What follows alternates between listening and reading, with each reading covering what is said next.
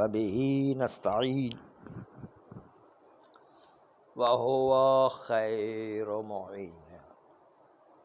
کیا وہ زخم پر جو پپڑی جم جاتی ہے یا وہ لبوں پر جو چمڑی انسان دانت سے کاٹ کے نکال دیتا ہے، اس کو میتہ اور نجس و حرام مانے یا میتہ نہ مانے؟ مردار کی چمڑی مانے، چمڑی کو مردار مانے یا چمڑی کو مردار نہ مانے؟ کیونکہ اس کے اندر خون لگا ہوا بھی کبھی کبھی چمڑی میں آ جایا کرتا ہے، زخم کے اندر بھی خون آ جایا کرتا ہے۔ روایت ہم پیش کر رہے تھے امام باقر علیہ السلام کی، اس روایت کو دوبارہ تکرار کر رہے جس میں امام علیہ السلام سے سوال کیا گیا، ان الرجل یکون بہ سالول، ایک ایسا مرد کہ جس کے لیے زخم پر پپڑی جم گئی ہے، او الجرح، یا اس کی جراحت و زخمی ہو گیا ہے، هل یصلح له ان یقطع السالول وهو فی صلاته او ینتف بعض لحمه من ذلك الجرح ویترکه، آیا اس آدمی کو اجازت ہے کہ وہ اپنے زخم کی پپڑی کو اوپر سے اکھاڑ دے، اوپر سے کاٹ لے مثلا، جبکہ وہ نماز کی حالت میں ہے، او ینتف بعض لحمہ، یا وہ اپنی چمڑی کو لب سے کھینچ کے نکال دے، ینتفا نے کھینچ کے نکالنا، من ذالک الجرح، اس زخم سے چمڑی کو کھینچ کے نکالتا ہے، وَيَطْرَحُهُ، اور پھر اس چمڑی کو یا پپڑی کو پھینک دیتا ہے، نماز کی حالت میں سارا کام کر رہا۔ قال علیہ السلام، تو امام علیہ السلام نے ارشاد فرمایا، ان لم یتخوف ان یسیل الدم فلا بأس، اگر اس کو پپڑی نکالنے میں نماز کے دوران یا چمڑی کو کاٹنے میں نماز کے دوران خوف نہیں ہے کہ اس سے خون بہنے لگے گا، خون نکل آئے گا،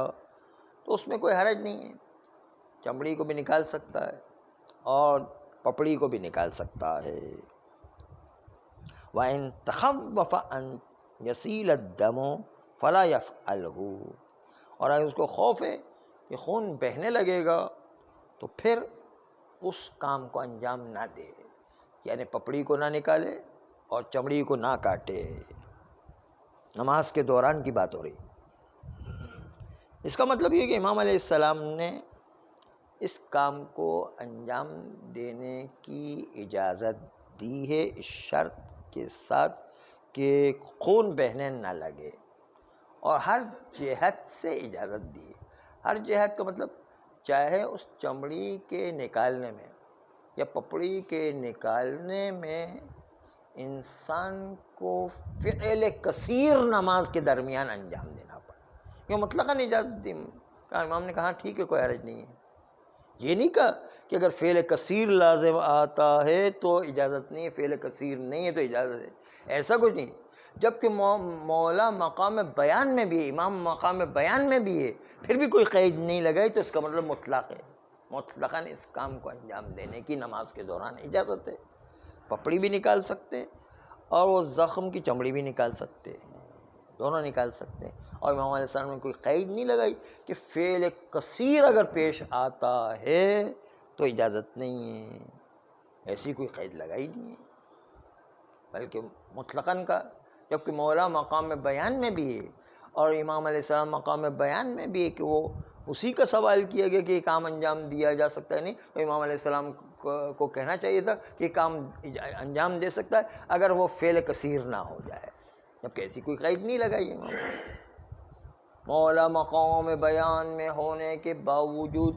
قید فعل کثیر نہیں لگا رہے ہیں، اس سے پتہ چلا کہ اگر فعل کثیر بھی وجود میں آتا ہے اس کام کے انجام دینے سے، پھر بھی نماز کے درمیان یہ کام انجام دیا جا سکتا ہے۔ پہلی بات تو یہ ہو گئی۔ دوسری بات کہ دوسری اور جہت سے بھی مطلق ہے، وہ یہ کہ امام علیہ السلام نے یہ بھی نہیں بتایا کہ جو حصہ چمڑی کا نکالا جا رہا ہے یا جو حصہ زخم کا نکالا جا رہا ہے، پپڑی کا نکالا جا رہا ہے، وہ گیلا ہو یا خشک ہو، دونوں جو ہے اس کی کوئی قید نہیں لگائی۔ امام علیہ السلام نے یہ نہیں کہا کہ آپ پپڑی اور چمڑی نکال سکتے اگر وہ خشک ہو تو آپ نکال سکتے، بلکہ مطلق کا مقام بیان ہونے کے باوجود مطلقاً کہا اس کا مطلب خشک ہو یا تر ہو دونوں کو نکالا جا سکتا ہے۔ تر حصے کو بھی نکالا، صرف یہ قید لگائی کہ خون بہنے نہ لگے، یہ قید لگائی، لیکن وہ قید نہیں لگائی کہ خشک ہو یا تر ہو یا فعل کثیر ہو یا فعل یسیر ہو۔ یسیر یعنی کم، فعل کثیر یعنی زیادہ فعل۔ اچھا، فعل کثیر کا معیار بھی عرف ہے،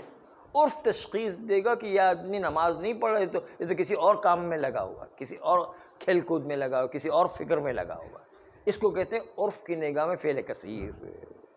کہ عرف کہے کہ یہ تو فعل کثیر انجام دے رہا، نماز تھوڑی پڑھ رہا ہے تو کچھ اور کام کر رہا۔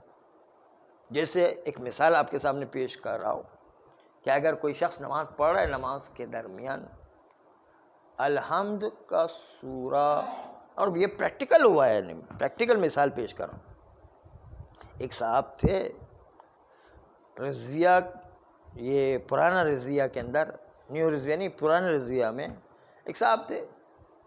رضی جعفر صاحب، اس وقت جو ہے نماز جماعت پڑھایا کرتے تھے۔ یہ صاحب اس جماعت کے بعد آ کر کے، یہ بھی قوم کے پڑھے ہوئے طالب علم تھے لیکن ذرا عرفانی ٹائپ کے تھے، وہ الحمد پڑھتے تھے، اور الحمد کے اندر وہ عرفان کے اندر اتنے ڈوب جاتے تھے کہ ایک ایک لفظ پر بائے بسم اللہ پر غور کر رہے ہیں، الحمد کے الحمدللہ پر غور کر رہے ہیں، تو اس کو خالی الحمد پڑھنے میں 6 گھنٹے لگ جاتے ہیں۔ تو آپ سوچئے کہ وہ تو جو ہے، وہ لوگ کہیں گے کہ کوئی نماز پڑھ رہا ہے، یہ فکر پہ ڈوبا ہوا ہے، یہ نماز پڑھ رہا ہے، یہ عرفانی جو ہے وہ فکر پہ ڈوبا ہوا ہے، اور جو ہے لوگ کہیں گے کہ یہ کوئی نماز تھوڑی پڑھ رہا ہے، یہ تو جو ہے اپنے عرفانی تفسیر کر رہا ہے۔ نہیں تو لوگ کہتے بھی تھے کہ کوئی نماز تھوڑی ہوئی ہے، نہیں، اس کو کہتے فعل کثیر،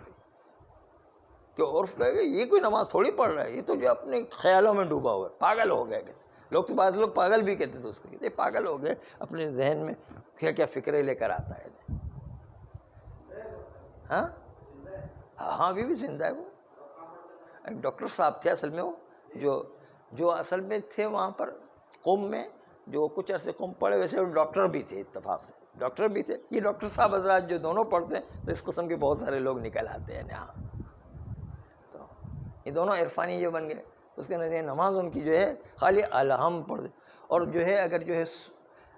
جو ہے وہ پوری نماز پڑھنے بیٹھے تو پوری نماز اول وقت سے لے کر آخر وقت تک خالی ان کی ظہر کی نماز مکمل ہوتی تھی، وہ بھی ہوتی تھی کہ نہیں ہوتی تھی، وہ زبردستی کرتے تھے، تو ایسی نماز کوئی نماز تھوڑی ہو گئی، پھر کام کیا کرے گا آدمی؟ ہاں، تو عرف اس کو نماز نہیں مانتی کہ یہ تو کوئی اور کام انجام دے رہا ہے نا۔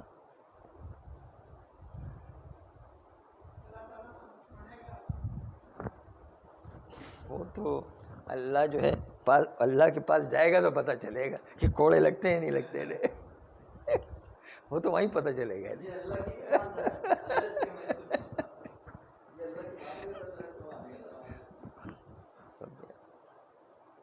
البتہ وہ بھی جو ہے عرفان انجام دیتا، اللہ کی رضا اور اللہ میں ڈوبنے کے لیے کر رہے تھے، وہ اپنے عرفانی اعتبار سے کر رہے تھے، لیکن بہرحال اللہ اس کی قبول کرتا ہے نہیں کرتا اس کی نیت پر ہے، شاید ہو سکتا ہے قبول بھی کر لے، لیکن جو طریقہ کار فقہ اور شریعت میں بتائے گا اس کے اعتبار سے تو اس کی نماز باطل ہے، یعنی ہاں، بس وہ کہتے ہیں نماز میں تو اور زیادہ ویلیو بناتے تھے نا، تو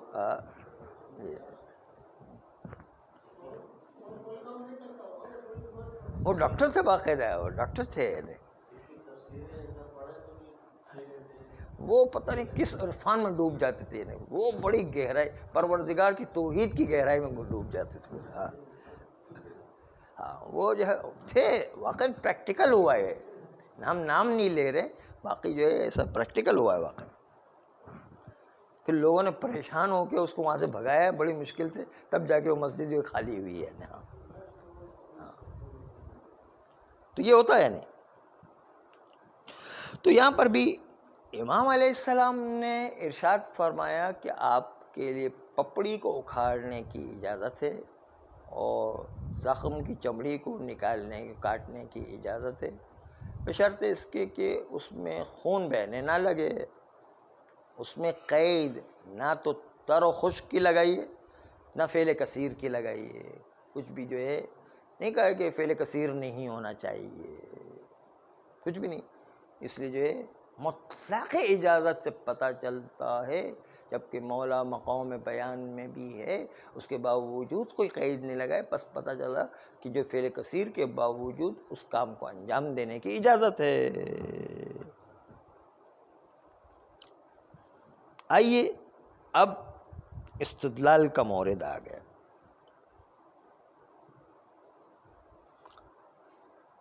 پس اس بنیاد پر جب اس کی اجازت روایت مل گئی تو اجازت سے پتہ چلتا ہے کہ وہ پپڑی بھی پاک مانی جائے گی اور وہ جو ٹکڑا کاٹ کر چمڑی کا نکالا ہے وہ بھی پاک مانا جائے گا، اس لیے کہ نماز کے اندر اگر مردار مانا جائے تو نماز کے دوران مردار کو اٹھانے کی اجازت نہیں ہوا کرتی ہے۔ اگر ہم کہیں کہ چمڑی نجس تھی اور جو ہے نجس ہونے کے ساتھ ساتھ مردار کی چمڑی تھی، اس طرح زخم جو ہے وہ بھی نجس تھی اور نجس کو جو ہے مردار کا نجس تھا، اگر یہ کہے تو اٹھانے کی اجازت نہیں ہے۔ اس سے پتہ چلتا ہے کہ امام نے اجازت دی، اس کا مطلب وہ پاک ہے اور وہ مردار میں شامل نہیں۔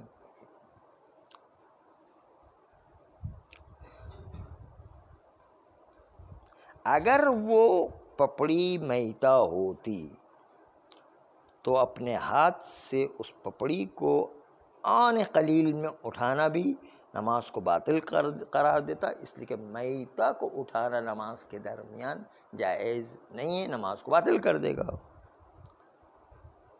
اسی طریقے سے اس کا ہاتھ جو پپڑی پر لگتا ہے اگر وہ تر ہو جائے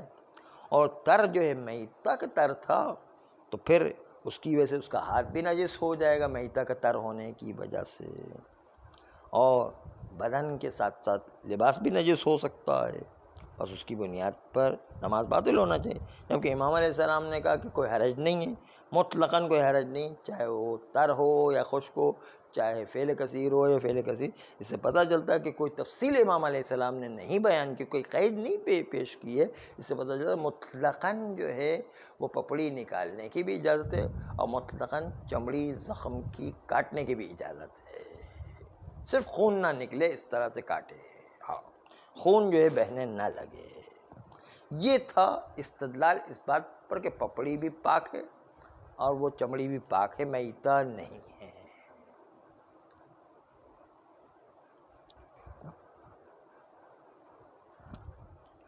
آغائے خوئی اس استدلال پر اشکال وارد کر رہے ہیں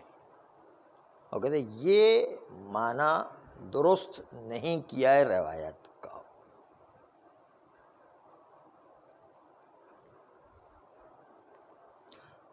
آغا خوئی کہتے ہیں